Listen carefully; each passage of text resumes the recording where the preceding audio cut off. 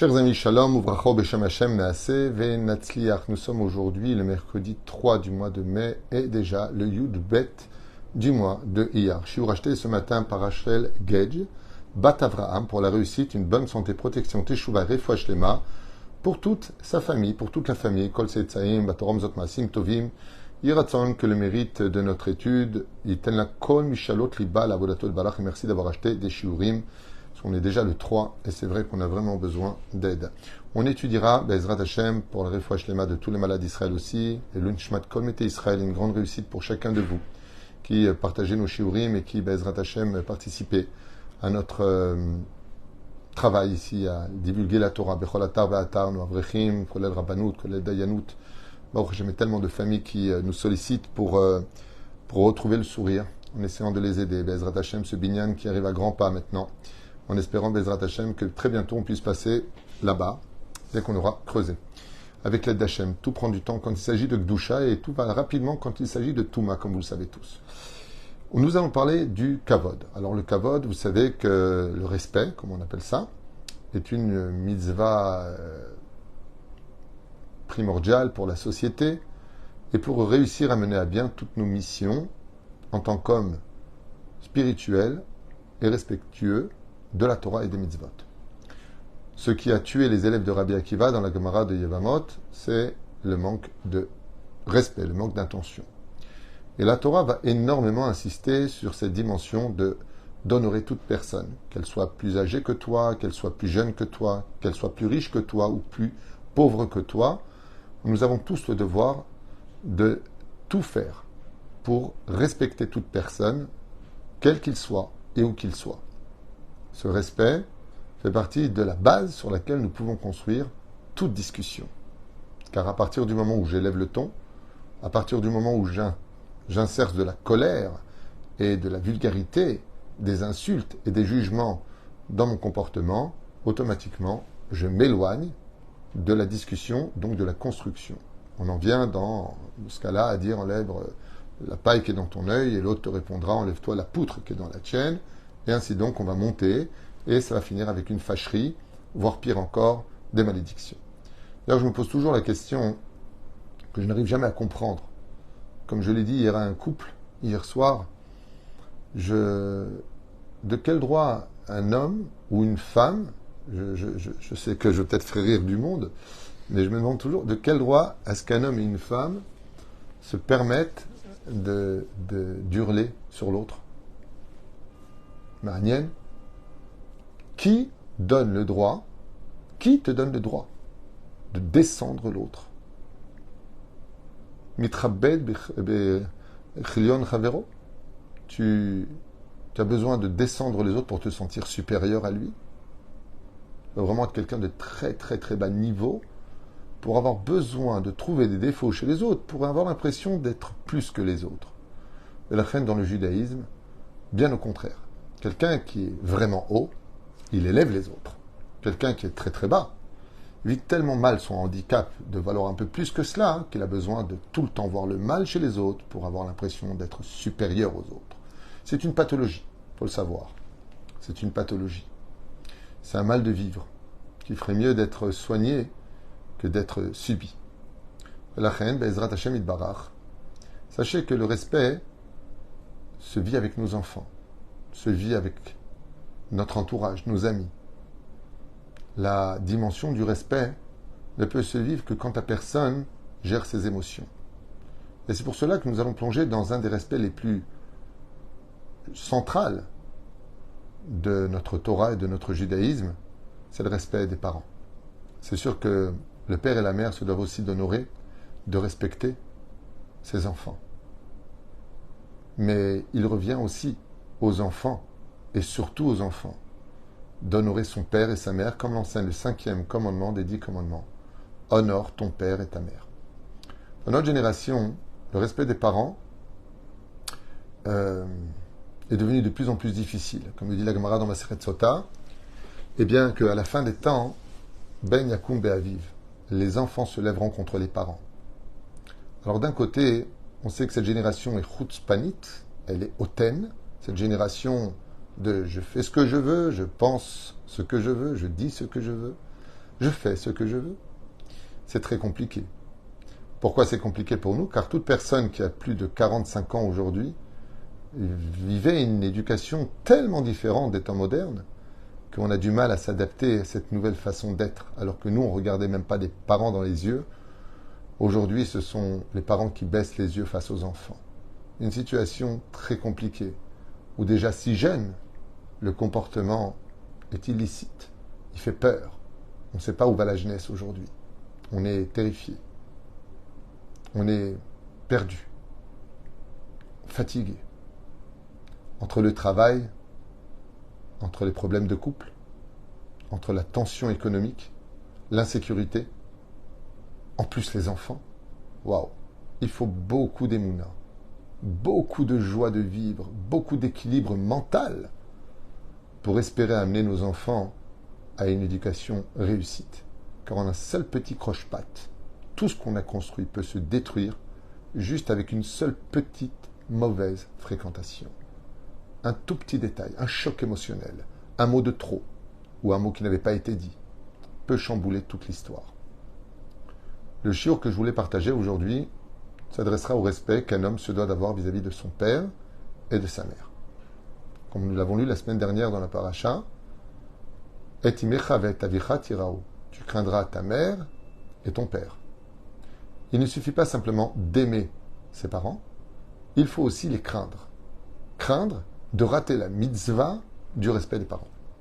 À un tel point que Abaye, dont les initiales portent bien son nom, celui qui est orphelin de son père et de sa mère, c'est presque, non pas orgueil, mais disons, vanté de dire « Moi, j'ai pas connu mon père et ma mère. » Content. Pourquoi tu peux être content, Abaye?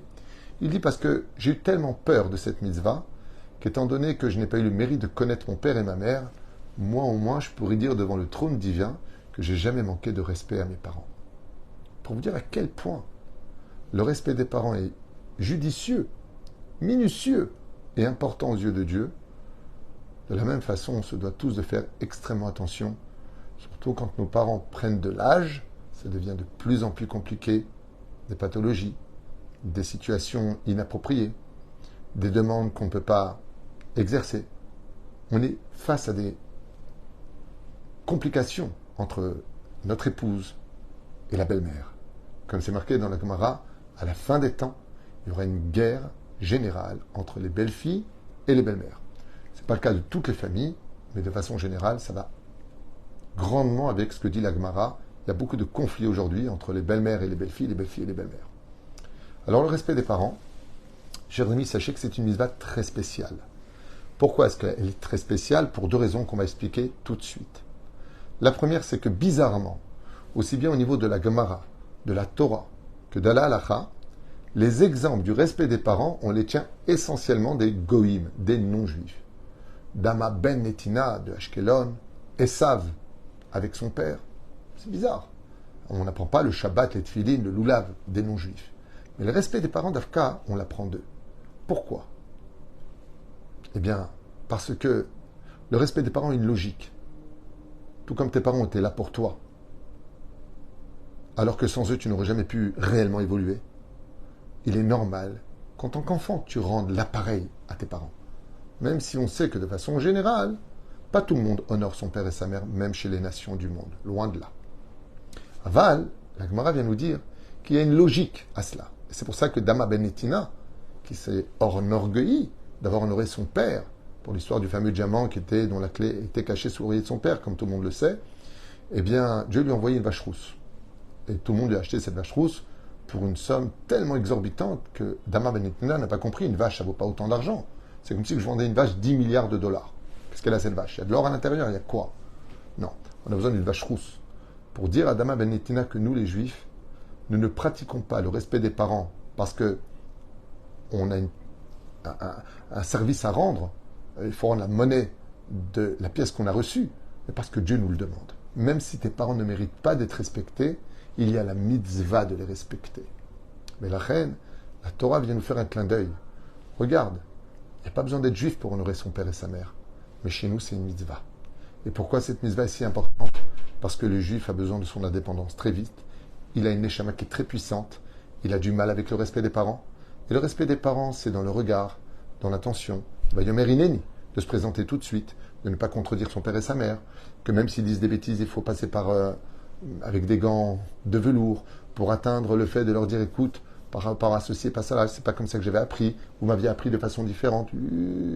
Combien on se doit de gérer nos émotions quand on parle avec nos parents, de ne pas les fâcher, de ne pas les contredire, de ne pas ceci, de ne pas cela. C'est la première particularité. Prenons le cas d'un des Tana les plus extraordinaires de notre Gemara, Rabbi Tarfon. Rabbi Tarfon était un homme puissant, supra-intelligent, Talmid Chacham hors du commun, contemporain de Rabbi Akiva, multimilliardaire. Il a même été capable de prêter 1000 pièces d'or de prêter à Rabbi Akiva. Waouh! Et pourtant, Rabbi Tarfon, alors qu'une fois il était parti rendre visite à sa maman pendant Shabbat Kodesh, il se promenait dans le jardin. Il y avait des petits gravillons. Et voilà que la sandale de sa maman a lâché. Ce qui fait que la maman de Rabbi Tarfon allait marcher pieds nus puisque sa sandale était cassée. Qu'est-ce qu'a fait ce Tana, ce géant de la Torah? Il s'est tout de suite mis à 4 pattes et a posé ses mains à même le sol en guise de chaussons de maison pour que sa mère puisse marcher dessus jusqu'à la maison pour ne pas blesser ses pieds. Vous imaginez de qui on parle? Rabbi Tarfon se met à 4 pattes pour que sa mère puisse marcher sur ses mains et arriver jusqu'à la maison. Le deuxième point du respect des parents, c'est un point qui est très bizarre. C'est que toutes les mitzvot, quand le temps est passé, la mitzvah n'est plus. On ne fait pas Pessah après Pessah. On ne fait pas Sukkot après Sukkot. On ne fait pas Shavuot après Shavuot. On ne fait pas Shabbat quand Shabbat est sorti. Il n'y a pas de dimanche avec Shabbat. Il n'y a pas de lundi Shabbat. Il y a une mitzvah. Que les parents soient vivants ou qu'ils soient morts, on respecte son père et sa mère. Alors comment se fait-il? On revient un peu en arrière. Que d'un côté on nous dit honore ton père et ta mère, et de l'autre côté on nous dit la mère et le père. Chazal nous explique en disant c'est très simple. Quand tes parents sont mariés, si ton père te dit va à droite et ta mère te dit va à gauche, chabed et avicha ve'etimecha. Honore ton père et ta mère. Le père a primauté sur la mère. On écoutera d'abord le père, ensuite la mère. Oui, mais papa a dit. Pourquoi? Parce que comme la mère est elle-même assujettie au père, c'est-à-dire qu'elle se doit d'honorer aussi son mari, alors elle rejoint un peu le cadre des enfants dans ce cas-là. Mais bien entendu, avec respect et diligence. De l'autre côté, si les parents sont séparés, alors le fils est en droit de choisir s'il veut quitter son père ou sa mère. Ils sont maintenant teko. C'est pour ça qu'on retrouvera et tu craindras ta mère et ton père. Parce que là, ils ne seraient pas ensemble. La deuxième explication que Chazal nous dit, c'est que malheureusement, on a plus tendance à honorer son père et être plutôt mésalzel vis-à-vis de la mère. Parce que la mère, elle est un petit peu plus complice, elle est un peu plus à cacher des choses, elle est plus proche des enfants, c'est elle qui est à la maison, c'est elle qui les élève au phénichronie. Alors, on grandit avec la maman, et puis après, on se permet de lui crier dessus, là, tu me saoules maman, arrête de te mêler, on lui parle mal. On a le droit de lui dire ce qu'on a besoin de lui dire, mais en prenant les gants. On ne parle pas à n'importe qui quand on parle à ses parents. Le résultat est le suivant, c'est que la Torah vient nous dire, hey, on peut aimer ses parents, c'est un sentiment, mais les craindre, c'est un travail. Alors, n'oublie pas de craindre autant ta mère que comme tu crains ton père. Quoique aujourd'hui, ça ne veut presque plus rien dire tout ça. Mais ce sont des choses à retenir. Alors, de quoi est-ce que l'on parle quand on parle du respect des parents? Bechayehem obemitatam. Si nos parents nous demandent de leur rendre des services, on a le devoir de tout faire pour les satisfaire. De tout faire. Bien sûr, on ne fait pas une mitzvah sur le dos d'une avéra. Je ne vais pas honorer mon père et ma mère en laissant ma femme pleurer. Alors ça, tu laisses pleurer et ça, tu fais. C'est pour ça qu'il faut toujours trouver l'équilibre des choses et demander à un chacham, d'aller voir un rab et dire voilà, ma femme ne veut pas, de l'autre côté mon père a besoin. Comment je fais? Quel est le din? Chaque question aura besoin d'une réponse par rapport à son ensemble de réponses. C'est-à-dire de quoi est-ce qu'on parle? Est-ce que c'est la première fois, la deuxième fois? Est-ce qu'il y a une mauvaise intention derrière tout ça ou pas? Il faut poser des questions avant de trancher. Ton père te demande un interdit de la Torah. Il t'a fait à manger, c'est pas cachère. Et il te dit mange. C'est ce que je te donnais avant que tu fasses tes chouvas. Dans ce cas-là, tu lui dis tout respect que je te dois, ce même Dieu qui m'a demandé de t'honorer, c'est ce même Dieu qui m'a interdit d'entraver et les interdits des Rabbanan et des Horaïta. Ce qui fait que si nos parents nous demandent d'entraver un interdit ou des Rabbanan ou de la Torah, il est évident que nous n'avons pas le droit de les écouter dans ce cas-là. Ça ne veut pas dire qu'on en manquera de respect, mais ça veut dire que nous sommes en droit de leur dire que nous ne pouvons pas, parce que cela nous est interdit par le Créateur du monde. Si maintenant, on va rentrer dans d'autres considérations par rapport à des minagim. Vous savez que les parents, comme je vous l'ai dit, de leur vivant comme de leur mort, on doit les respecter. Imaginez le père qui, fâché contre Dieu, ordonne à ses enfants de brûler son corps après la mort. Ou alors tout simplement de ne pas porter les jours de deuil, en disant « je vous interdis de porter le deuil pour moi ». Ou de ne pas dire le Kaddish, ou de ne pas donner de tzedaka. Dans ce cas-là, nous n'avons pas écouté nos parents, parce qu'ils ne savent pas de quoi ils parlent. Parce qu'il est certain que dès qu'ils quitteront, l'âme quittera le corps, elle hurlera et demandera pardon, surtout ne m'écoutez pas, je ne savais pas. Donc comme ils ont parlé dans l'ignorance et dans la colère, ou leur révolte, dans ce cas-là, le Créateur du monde nous dit honore ton père et ta mère. On fera le Kaddish et on sera obligé de respecter les 7 jours de deuil. Mais si maintenant, ils nous disent, moi, je veux la même mort que Rabbi Shimon Bar Yochai. Je vous permets d'écouter de la musique. Je vous permets d'écouter de la musique pendant l'année de deuil. Animochel al-Kevodi. Si le père et la mère le demandent ainsi, alors les enfants, étant donné que c'est un minag de ne pas écouter de la musique parce qu'on n'a pas le droit d'être en joie pendant cette année de deuil très importante du père et de la mère, qui est le seul cas, papa et maman, tout le reste c'est juste un mois. Après ça, on peut écouter de la musique dans le deuil. Eh bien, on pourra écouter de la musique pendant les 12 mois de deuil si c'était la volonté des parents. Pourquoi? Parce que c'est Gvar Minag. Minag Alacha. Aval, les jours de deuil, c'est de Raïta. Il faut respecter son père et sa mère. Donc on ne peut pas annuler cela. Mais s'ils nous disent je veux que, on pourra. Important d'aller sur la tombe de nos parents, le 7e jour de deuil, le mois, 30 jours, les 11 mois et les 12 mois. C'est une mitzvah. Même si, comme vous le savez, Rabbi Shimon Bar Yochai dit que les femmes n'ont pas à y aller bichlal, elles enverront leurs enfants, leurs maris ou d'autres, les hommes. Il n'y a pas de mitzvah pour une femme d'y aller, du tout. Du tout, au contraire. Si elle veut y aller, eh bien, elle pourra y aller. C'est plus une question de sentiment que de besoin. Une femme peut prier à la maison, allumer une bougie et faire ce qu'elle a à faire, Bezrat Hashem Yitbarach. Si maintenant le père, il demande des choses qui ne sont pas réellement réalisables par les enfants, il exige avant de mourir, en disant mes enfants, je vous demande d'écrire un Sefer Torah pour moi. Et que les enfants n'ont pas les moyens d'écrire un Sefer Torah, eh bien, étant donné que ce qu'il demande, c'est sa volonté, que la volonté, c'est le kavod d'une personne, il sera du devoir des enfants de tout faire pour lui écrire un Sefer Torah, quitte à faire un London, un charidi, peu importe, de demander de l'argent à des amis, à toute la famille, pour réaliser la volonté du papa ou de la maman, selon leurs intérêts. Si maintenant, il demande quelque chose qui est strictement interdit par la halakha, vous avez bien compris qu'il est interdit d'écouter ses parents dans ce genre de situation. Vaddaï chez Zedevar Shiwasur, et la reine, le respect des parents, de leur vivant comme de leur mort, à travers toutes les épreuves qu'un homme se retrouverait à vivre avec eux, parce que ce n'est vraiment pas évident.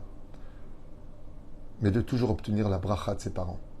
Un des points qui peut bloquer le mazal d'une personne, c'est la malédiction des parents. Combien il est fou pour un père ou une mère de maudire ses enfants, puisque les jambes des parents, ce sont les enfants, et combien, même si tes enfants ne sont pas à l'image de ce que tu attendais d'eux, bénis-les pour qu'ils fassent tes chouvas, bénis-les pour que se radoucisse le cœur de tes enfants, qu'ils soient unis, qu'ils soient sur le chemin de la Torah. Oufren, pour finir, on va citer 2 mitzvot qui font énormément de bien aux parents, de leur vivant comme de leur mort. C'est de voir l'union dans leur famille. Quand les parents ont le bonheur de voir leurs enfants se parler les uns aux autres, rigoler ensemble, partager ensemble, s'inquiéter les uns pour les autres, c'est un des respects les plus exquis aux yeux des parents. Donc vous avez compris que son contraire, eh bien, c'est un manque de respect. Des fois, il arrive que même à la maison, on ne se parle pas devant les parents. Il faut faire l'effort de se parler. Parce que eux, ça leur fait du mal. Les parents n'aiment pas entendre qu'un des fils critique l'autre fils. Parce que lui est entre le marteau et l'enclume, même s'il te donne raison. il n'en est pas moins que l'autre est aussi son fils. D'où l'importance de parler, éventuellement pour trouver des solutions, sans faire mal au cœur de nos parents. Le deuxième cas, c'est Ashrei Yoladetecha. Heureuse est la mère qui t'a mise au monde. Vous ne pouvez pas savoir à quel point un des plus beaux cadeaux qu'on puisse faire du vivant, comme de la mort de nos parents, c'est justement de faire teshuva. Quand on a des enfants qui sont dans la Torah et les mitzvot, une lumière intense vient éblouir l'âme de nos parents, dans ce monde et dans l'autre. Regardez ce qu'on dit pour Rabbi Shimon Bar Yochai. Bar Yochai, Ashrei Yoladetecha. Heureuse est la mère qui t'a mise au monde. Heureuse est la mère qui t'a mis au monde. Qui chante ça? Les anges. Le créateur du monde. Parce qu'il a eu le mérite d'être le fils de sa mère et d'être Rabbi Shimon Bar Yochai,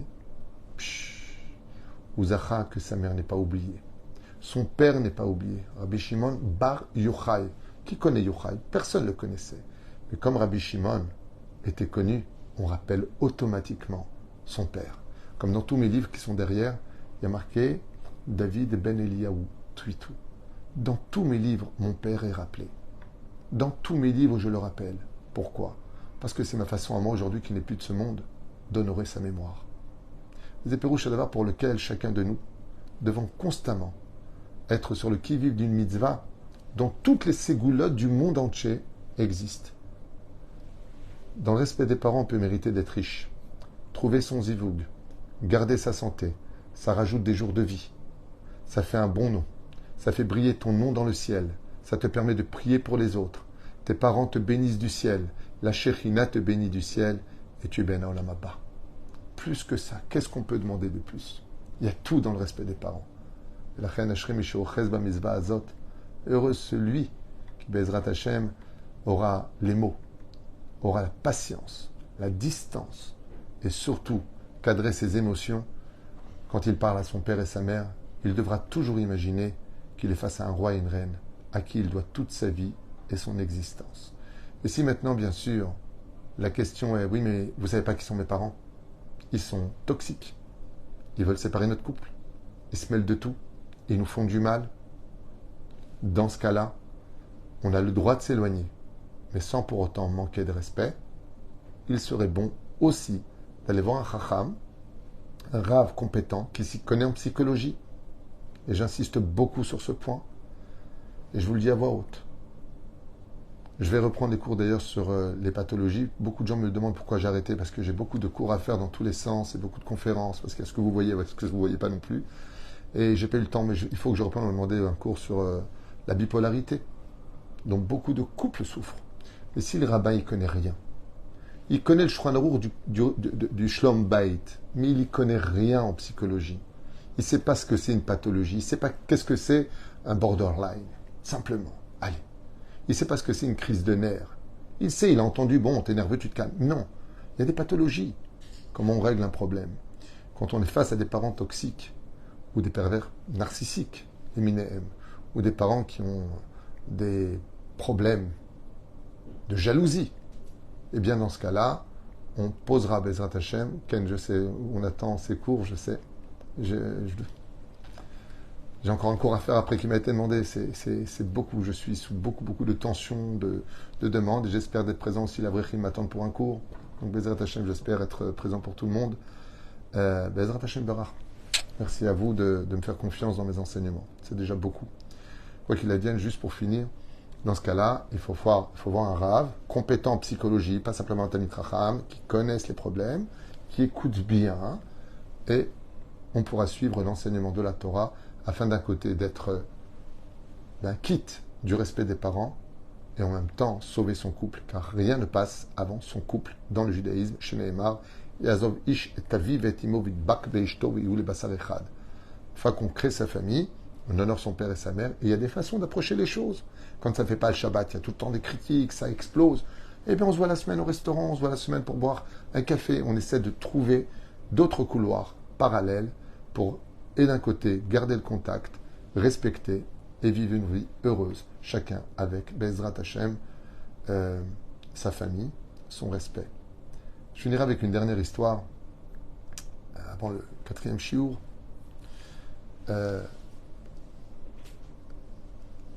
Alors que ses parents étaient encore vivants et très vieux, voilà que la mère s'est éteinte. Alors le père, qui était très âgé, ça se passe en Tchécoslovaquie, se retrouve à ne plus pouvoir subvenir à ses propres moyens. Son fils, qui était marié, proposa à son père de venir à la maison et de s'installer dans le grenier, parce que c'était le seul endroit où, avec les enfants, il pouvait le mettre. Le père, très heureux et confiant, dit merci à son fils, et voilà que la femme n'accepte pas du tout cette idée. Oui, je t'ai pas épousé, toi et ton père, je veux pas de lui ici, j'en ai marre, il a fait pipi, je suis pas là pour ramasser, je suis pas sa bonne. Ouh, combien de disputes ont éclaté. Jusqu'au jour où, en plein hiver, l'épouse va voir le mari et lui dit, c'est pas compliqué. C'est où tu jettes ton père dehors, ou je retourne chez mes parents. L'homme étant pris entre le marteau et l'enclume, ne savait pas quoi faire. Il aimait tellement sa femme, malgré le cœur dur qu'elle avait, mais ça se comprenait aussi. Et de l'autre côté, il savait qu'elle ne reviendrait pas sur sa décision. Alors, il est parti voir son père. Et puis, quand il lui a expliqué la situation, son père lui a dit « Je comprends, je dérange ». Donc le père s'est levé, a descendu délicatement toutes les marches pour arriver en bas. Et en ouvrant la porte, ils se sont rendus compte qu'il faisait vraiment froid dehors. Alors le père a demandé à son fils « Va chercher une couverture pour grand-père, car il fait froid dehors. » Et le jeune enfant de 8 ans s'empressa d'aller chercher une belle couverture en laine dans sa chambre. Mais voilà qu'au lieu de la remettre à son grand-père qui allait être mis à la porte, il a pris une paire de ciseaux et il a coupé la couverture en deux. Il a pris la moitié de la couverture et en montant sur un petit tabouret, les a mis sur les épaules de son grand-père en le serrant très fort dans les bras, lui faisant un grand bisou. La mère, quand elle a vu ça, elle lui a dit « Mais pourquoi t'as coupé la couverture en deux? Pourquoi est-ce que t'as fait ça, mon fils ?» Il lui a dit « Parce que je viens d'apprendre de vous comment se comporter avec les parents. Alors, comme je ne sais pas quand tu seras vieille, maman, eh bien, si je te garderai ou pas, je garde la moitié de la couverture pour toi, si ma femme un jour te met à la porte. » À ce moment-là, la femme, quand elle a vu ça, elle a ramené son beau-père et lui a dit remonter dans le grenier. Effectivement, l'exemple que nous donnons à nos enfants est loin d'être un exemple à suivre. L'enfant lui a dit, cette moitié de couverture, c'était pour papy, et ça, maman, c'était pour toi, parce que c'est l'éducation que tu m'as donnée. Et le shiur qui va suivre sera sur le thème de, alors, pourquoi avoir des problèmes de parnassa quand on gagne bien sa vie? On va essayer de trouver des exemples du Talmud pour répondre à cette question dans un instant. Merci à vous de partager. Shem Varech Etrem pour le 10 du mois pour ceux qui peuvent participer dans notre grand travail ici. Tavolechem Birkat Hashem. Toda Rabba. Tiskulim Zot Maasim Tovim et merci d'acheter les shiurim et merci surtout pour votre patience.